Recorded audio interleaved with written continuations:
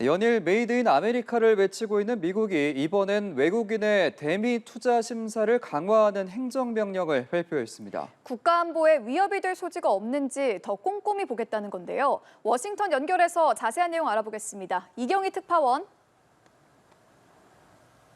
네, 조 바이든 대통령이 해외 투자 유치에 열을 올리면서도 자국 이익 보호를 위해 각종 제한을 확대하는 정책을 연일 쏟아내고 있는데요. 최근 한미 간 갈등 요소로 떠오른 한국산 전기차 지원 제한 문제를 비롯해 반도체, 더 나아가 바이오 산업 분야까지 미국 내 생산을 외치고 있습니다. Today, if you want an electric vehicle with a long range, you can buy one made in America.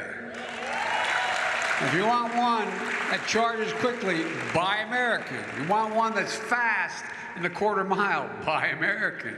I believe we can own the future of manufacturing. American manufacturing is back.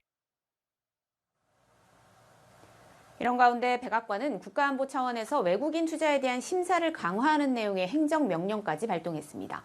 외국인 투자 심의위원회가 외국인 투자가 국가안보에 미치는 영향을 평가할 때 핵심 공급망, 첨단 기술, 투자 동향, 사이버 보안, 개인정보 보호 등 5가지 요인을 고려하라는 지침을 담았는데요.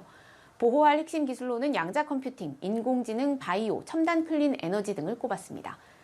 백악관은 안보 환경이 변함에 따라 외국인 투자 심사 과정도 바뀌어야 할 필요가 있다면서 경쟁자나 적국으로부터의 투자가 국가 안보 차원에서 위험이 된다는 것을 오랫동안 인지해왔다고 설명했습니다.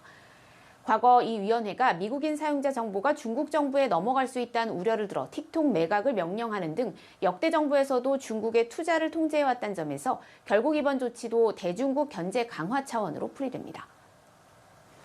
전기차 차별 논란을 불러온 인플레 감축법과 바이오 산업 지원 행정명령에 이어서 또다시 한국 기업에 부정적인 영향을 미칠 수 있다는 우려가 제기된다고요. 네, 중국을 겨냥한 조치지만 결과적으로 전반적인 심사 강화로 이어질 것으로 보여서 한국 기업의 신규 투자 및 기술 확보에도 영향을 미칠 수 있다는 우려가 나오는데요. 행정명령에는 세계무역기구 규정 위반 논란을 의식해 대상이 중국과의 거래로 특정돼 있지 않고 위원회 심사 대상이 되는 모든 거래로 규정돼 있기 때문입니다. 이에 따라 한국 기업이 첨단 기술을 보유한 미국 기업을 인수하려는 경우에도 국가안보에 미치는 영향을 더 까다롭게 심사할 것으로 전망되는데 앞서 전기차나 반도체 관련 규정에서 보여졌듯 한국 기업의 중국 사업 이력 등 중국과의 관계를 문제 삼을 가능성이 있습니다. 특히 최근 한국 기업이 첨단 기술 분야에서 대미 투자를 확대하며 심사를 받는 경우가 잦아지고 있기 때문에 더 촉각을 곤두세우게 되는데요. 작년에 심사한 핵심 기술 거래 184건 가운데 한국이 13건으로 독일, 영국, 일본에 이어 4번째로 많았습니다. 다만 미국은 파이브 아이즈에 속한 영국, 호주, 캐나다, 뉴질랜드 등에 대해선 예외를 인정하고 있는데 한국은 여기에 들어가 있지는 않습니다. 지금까지 워싱턴에서 전해드렸습니다.